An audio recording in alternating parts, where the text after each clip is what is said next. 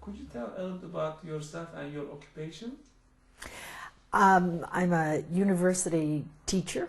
I teach humanities and world religions at a state college, University of Central Oklahoma. And what is your name? Jane Schlubach. Okay. What was your first impression about Turkey and Turkish people before meeting with IID volunteers?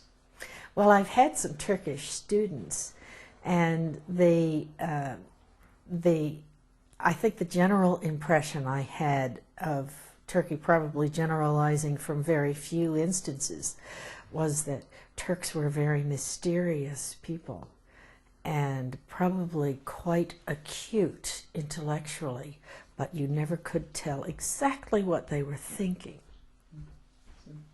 And have you ever hesitated to go to Turkey? No. And did you receive any reactions from your friends, warning signs from your friends about going to Turkey? Nothing apart from those who said, "Oh my gosh, do you think you'll live?" And what struck you the most in Turkey?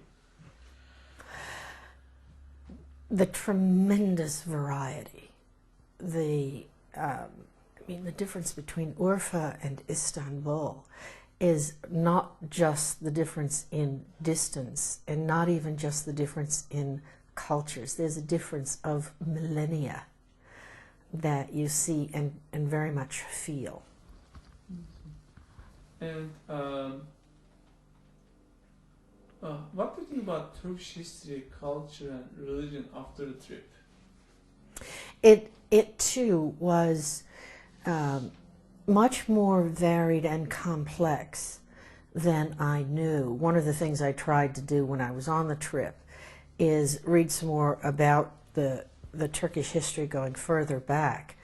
And the further back you go, the more there is to read. I was particularly interested to catch up on the part about the Hittites, because I didn't know about the Hittites before, even though I've taught culture and civilization now for many years. I had missed them, so that was fascinating to me. But to see again the great breadth of just post-Islamic history in Turkey was fascinating.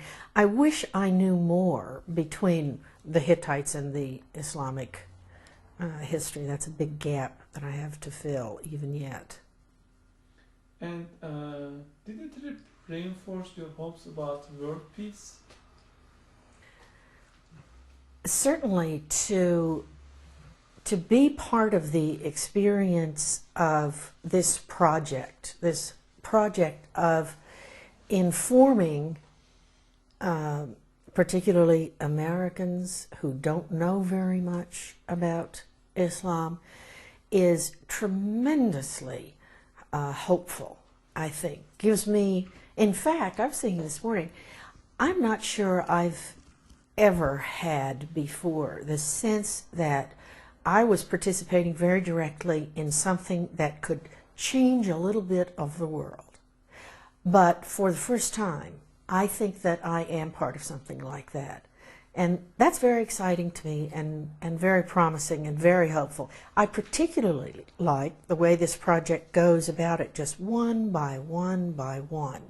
Changing minds and changing perceptions is terrifically important and will have a real long-term impact. Well, what are the impacts that you expect from participating in this movement's activities? Well, world peace would be nice. I think, though, the elimination of ignorance, that is, the spreading of greater understanding first and appreciation second, has to be all to the good, even if we don't get all the way to world peace in my lifetime. Nevertheless, great good will have been achieved just by eliminating some of the misunderstandings. Have you heard about Mr. Gulen before going to trip, and have you read any of his works? I had not heard before I met Orhan, and of course since then I've read a great many of his works, and it struck me the other day too how sometimes broad my own ignorance is. I emailed, before my last trip, I emailed my dissertation director, who is a scholar of Islam, and said, oh, I was going over and I had met many of the Gulen people, and he shot right back and he said, I'm so glad you're finally picking up on the Nur movement and its descendants. So he knew all about it. Why didn't he never tell me?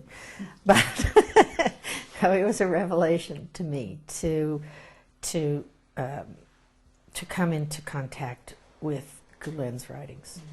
And describe him. How would you describe him? What is his goals and what type of person he is in your mind? Oh, I tried to write a paper about that for the last conference.